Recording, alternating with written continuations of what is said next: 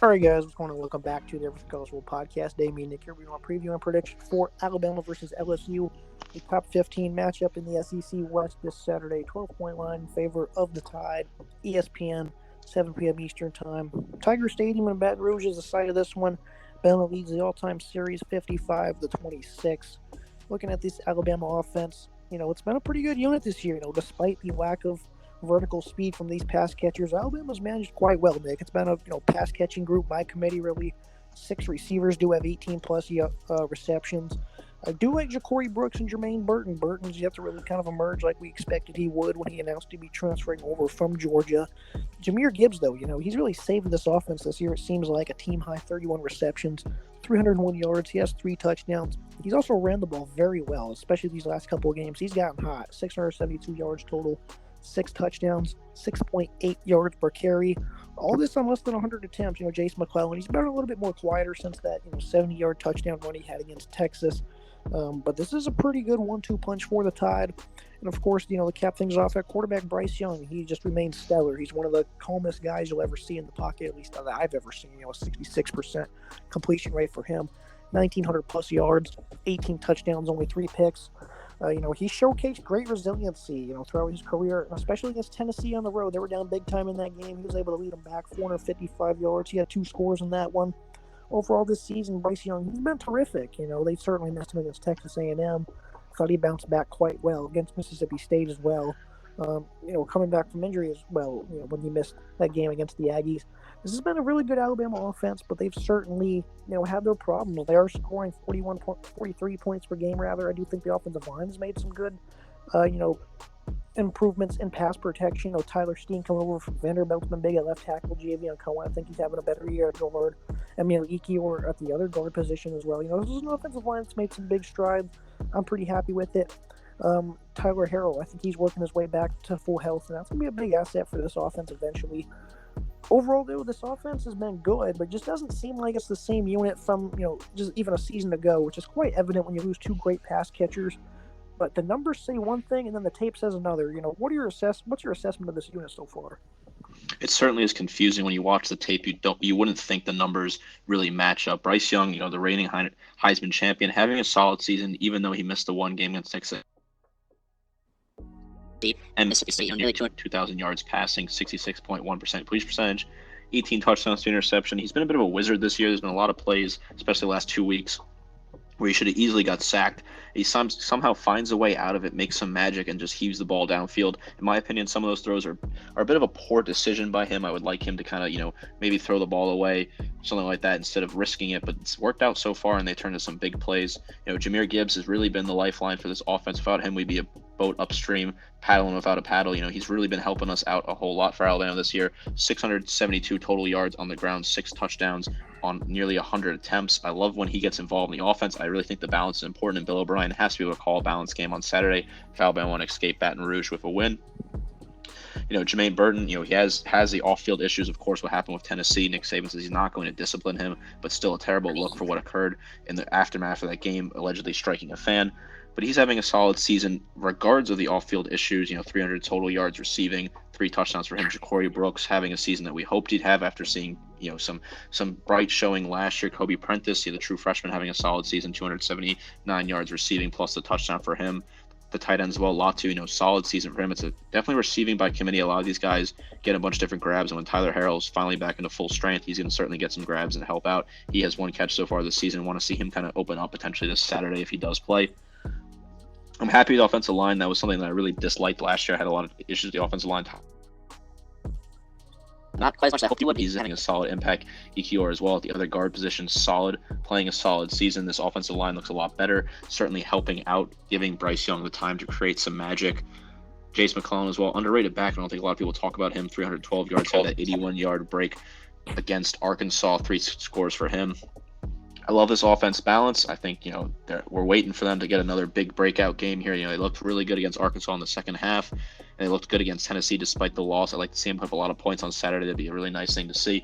Overall, not too bad from this offense so far this year. Bryce Young's ability to improvise That's been a big thing about this offense. That's really made up for the inability. His accuracy as well is really made up for the inability of these wide receivers that seem to be inconsistent. Jojo Earl guy's made some good plays, Bond as well.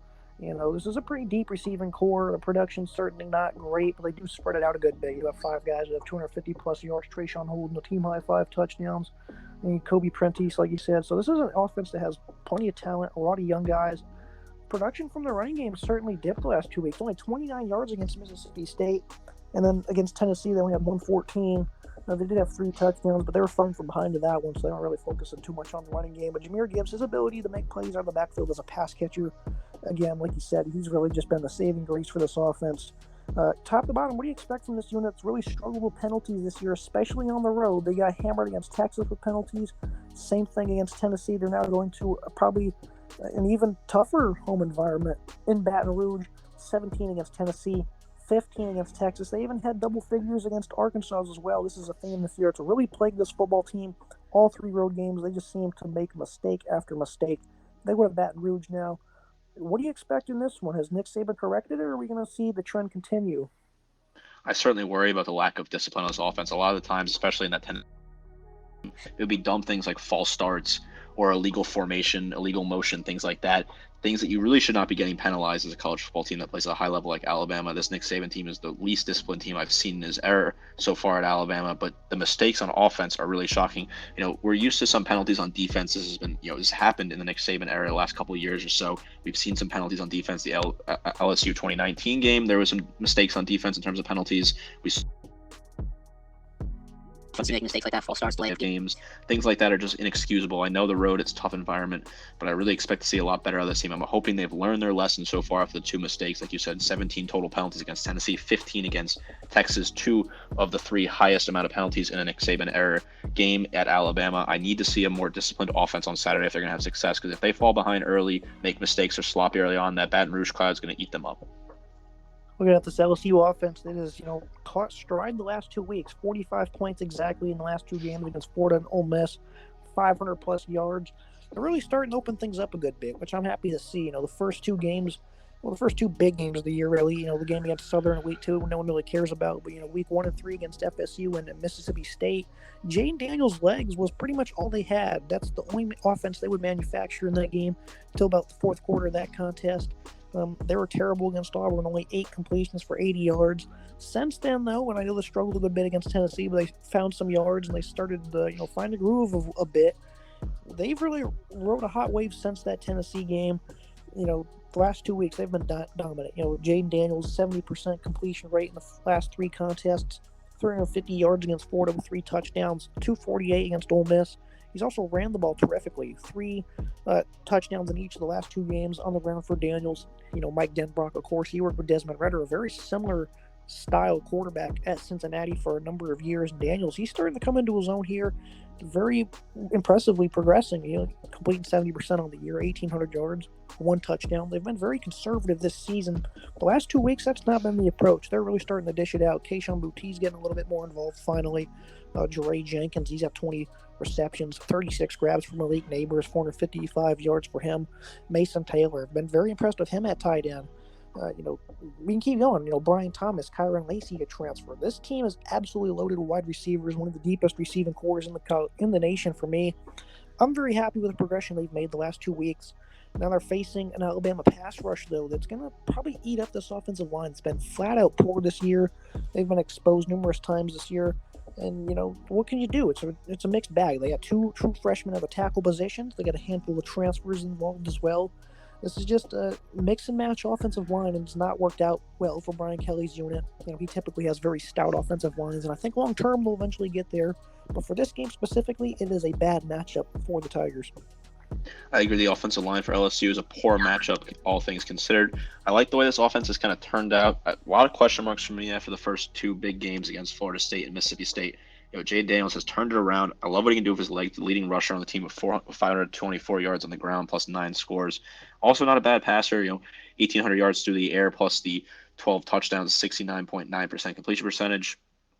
Keyshawn Boutte finally showing up after really having a disappointing start to the season. He's come around 10.7 yards per catch, plus a touchdown for him. Malik Neighbors, leading receiver in terms of yards and receptions, 12.6 yards per catch for him as well, and the one score. Jahri Jennings as well. Jahri Jenkins as well. He's got 5 scores, roughly 280 yards receiving. Brian Thomas Jr. having a solid season as well. The tight end, Mason Taylor. The list is great. I love the amount of depth they have in this wide receiving core. The running back group, worries me a little bit because I know Daniels can run, but outside of that, Josh Williams and Mari Goodwin just are not putting up a crazy amount of numbers. They don't have a whole lot of attempts either.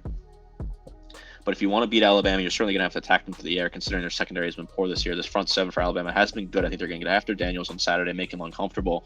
But certainly, if you want to beat Alabama this year, you're going to have to pick apart the secondary just like Tennessee did. And I think LSU certainly has potential to do that. The LSU backfield is actually pretty deep. Josh Williams has really emerged as a hard runner for them. Armani Goodwin, he's a good one-cut runner. Noah Cain, John Emery, they're pretty deep. And, from a yards per carry standpoint, they're doing pretty solid, all of them, as a collective bunch. But, the lack of attempts definitely skews those numbers.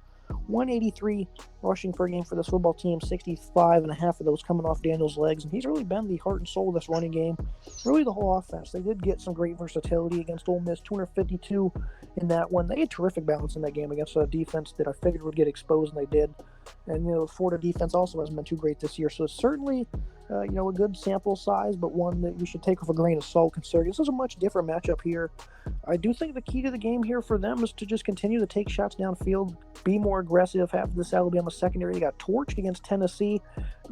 Do it early. I'd say in that first quarter, take a handful of shots downfield to some of your best receivers. Try to put that image of that game in their head and make them lose their confidence. And I think it's going to really open things up for you. Their ability to convert on third down as well with Daniels' legs. That's going to be a key to watching this one. What are your expectations for this Tiger offense in this contest? I think this offense has a lot of potential to score some points on Saturday. I think Jaden Daniels is going to have to use his legs, be creative here to try and beat this pass rush from Alabama. Also, I think the key is picking apart the secondary. Allow the speed of Keyshawn Boutte and Neighbors to kind of pick apart what has been a very weak Alabama secondary so far this season. I think the Tigers have a potential to put up a ton of points on Saturday. LSU was 19th in college football in third down conversion rate. The last 3 games, they've been very good at that. They have been for most part of this season, so I think that's another thing to really watch is the ability to stay on the field. Looking at the Alabama defense, they had a big bounce back here against Mississippi State, but I think let's just face it, Mike Leach's offense is just not a good matchup for Alabama's defense. They really struggle in that one, put pressure on his quarterback, play rock solid coverage underneath.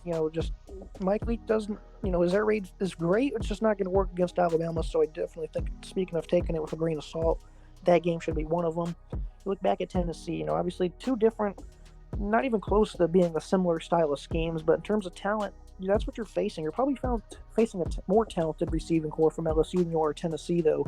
So I think, DeMarco Helms, though, he bounced back immensely after a big struggle fest against Tennessee. Was great against Mississippi State. That is something that's definitely encouraging, and the tape definitely showed that. 2 great safeties in Helms and Battle when they're playing up to their potential.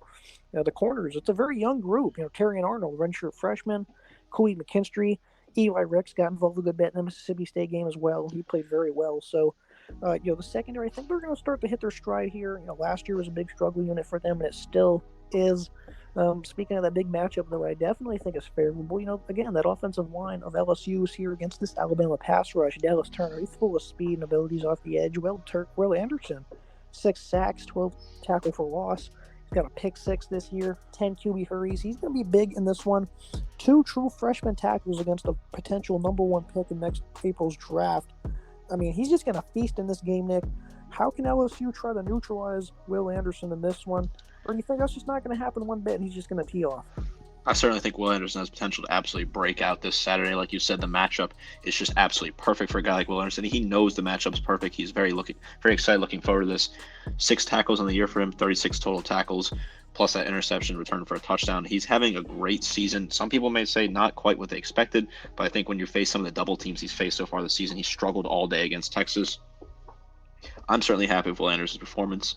Henry To'oTo'o leading the team in tackles as we expected. He's the leader on that defensive, the quarterback of that defense. 60 total tackles for him, plus the 1 sack. I love the way he's playing.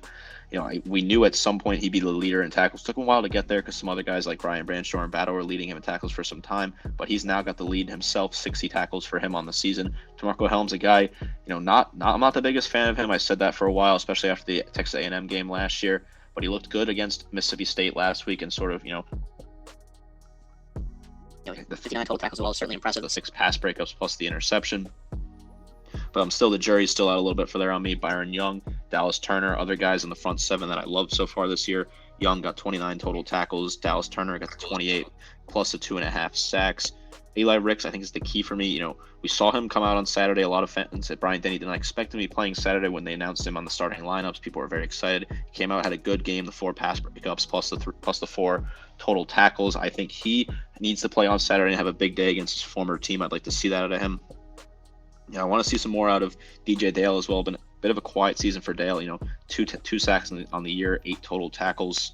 Jalen Moody as well. I want to see a little bit out of him on Saturday. I like the way he's been playing so far this year. 34 total tackles plus the 2 sacks.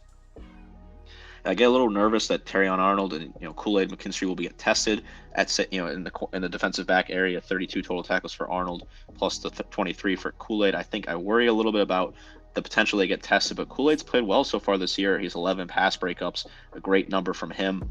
This defense is good. I like this defense, but they got beat by LSU, or they got beat by Tennessee, obviously through the air, and I think LSU has potential to beat them through the air this week, so we'll have to see how this defense holds up.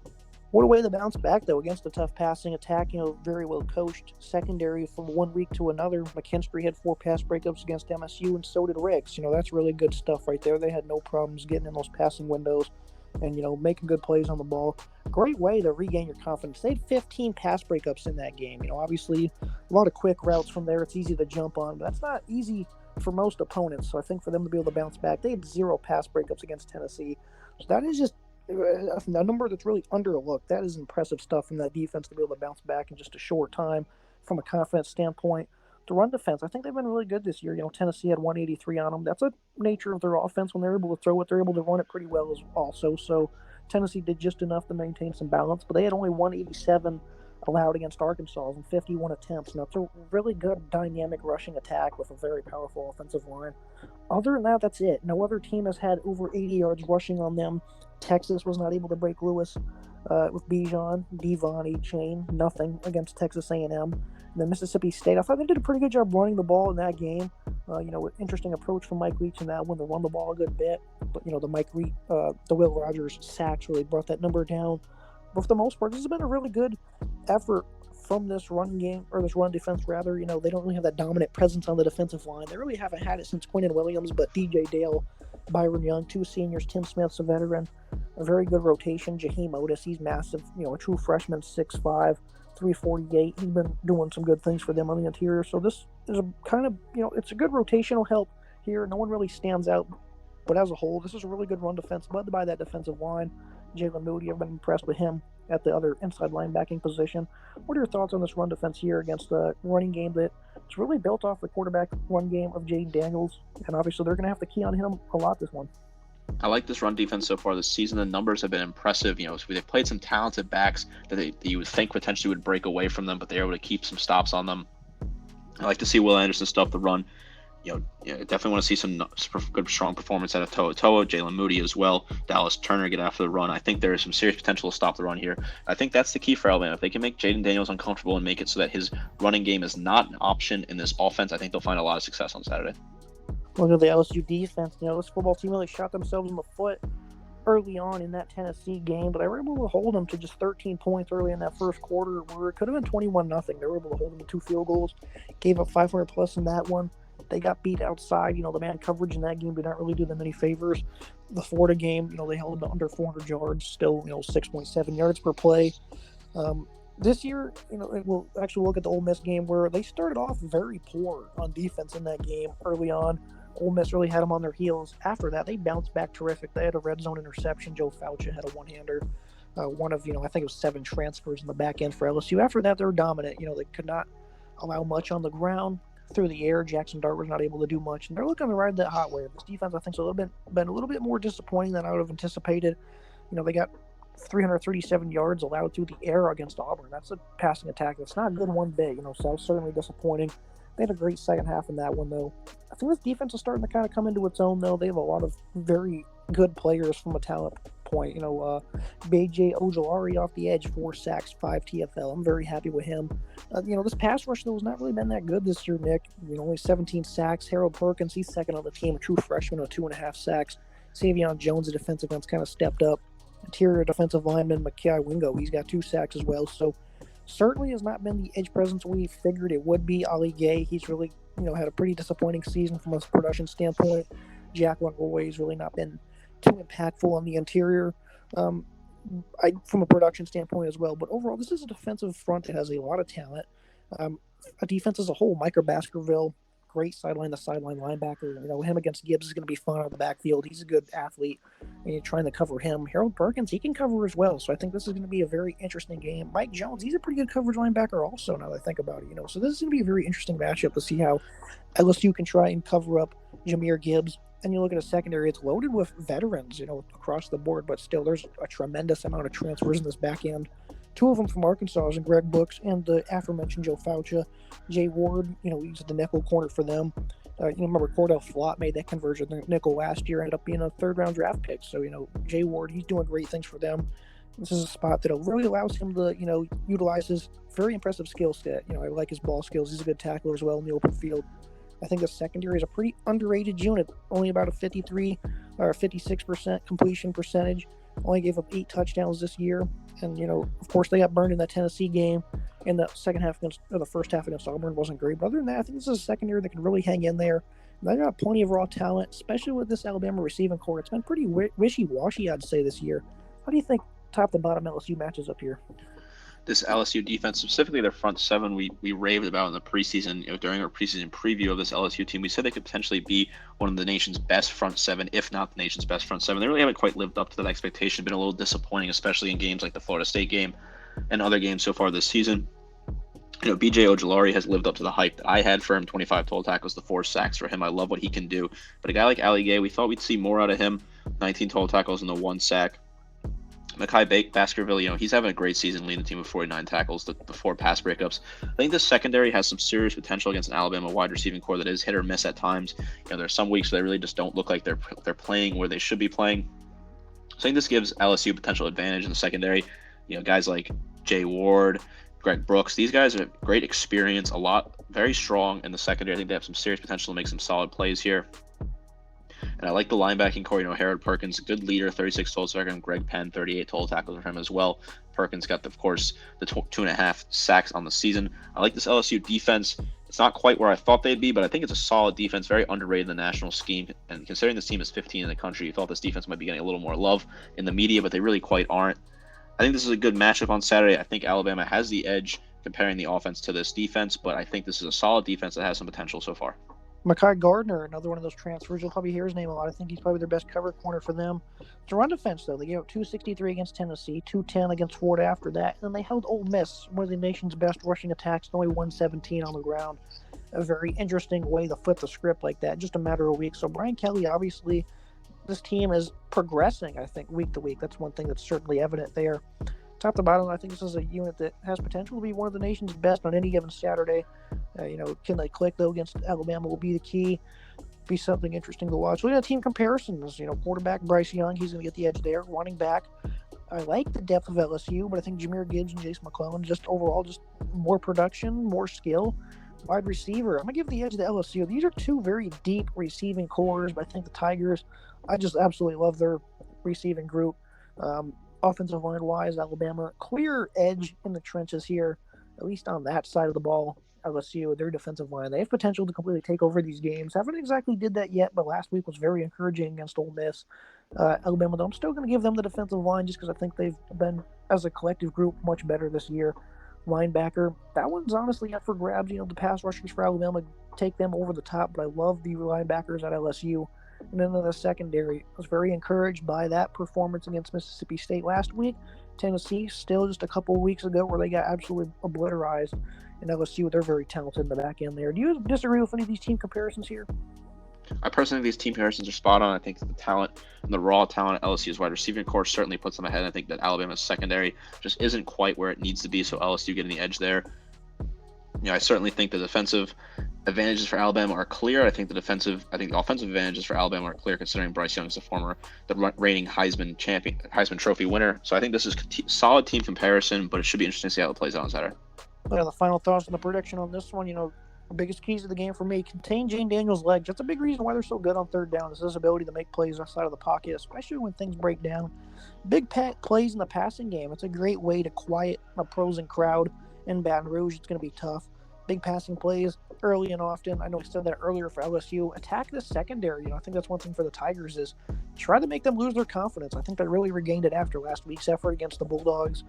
Pass protection is going to be very crucial. I think red zone defense. We always talk about this with these powerful offenses, the ability to hold them to 3 instead of 7. That's always going to dictate things in a big way. Prediction for me, I think Bama's going to win this one pretty comfortably. Usually this is probably a spot where I would pick LSU, and maybe if Alabama was undefeated, I would pick them. But, this pass rush against 2 freshman tackles, it's not going to be a good day for them. Jane Daniels, I think he's going to get contained pretty well. Maybe not so much in the first half, but in the second half, they're going to make some big adjustments. They're going to crack down on his legs. And then this offense, I think they're going to be able to run the ball quite well. And they'll be able to showcase some of that balance. I think they'll be able to pull away there. Just this offensive line, they're going to have a headache all day long. I think Bama, I don't think they'll have double-figure penalties at least, so I don't think they'll shoot themselves in the foot as much. This is obviously a very scary game for you Alabama fans. No prediction from you, Nick. What's one big key to the game you're watching here? As an Alabama fan and student, I won't be picking this game. I will be in attendance in Baton Rouge on Saturday. I'm excited for this game. This rivalry has been an interesting one. A lot of Alabama fans don't consider this a rivalry, but LSU fans absolutely get hyped for this rivalry. It's going to be very loud in Death Valley on Saturday night at 7 p.m. I think this is an interesting rivalry top to bottom, considering, Saban is 11-4 against LSU since he took over in Tuscaloosa. But I think as long as they can limit the penalties, stay focused on offense, I think Alabama can find themselves comfortable. You cannot allow silly mistakes like false starts, delay of games, things like that. That cannot happen against an LSU team with a crowd that's going to absolutely eat those up and really enjoy that sort of mistake that the offense makes. I think Alabama wins this game, but I'm not going to make a pick. Personally, I'm very excited for this game, but this is a game that Alabama could certainly lose. We've seen it before. We certainly could see it again. I think it will be a close game. I'm excited for this one Saturday. Especially since Alabama has a lot more to lose here than LSU. They could certainly make a run here to maybe claim the East here late in the season. With only one loss in the conference, they could certainly take claim to the West right here. No one's expecting LSU to win this one, so perfect spot here for an upset. But Bama, I think they'll win this one. 42-27. As always, Nick, thank you for joining me. Yeah, absolutely. Thank you for having me. I'm excited for this game on Saturday. I can't wait to get to Baton Rouge and enjoy this one. That's going to be it for today's episode, guys. Make sure you like, comment, subscribe. See you next time.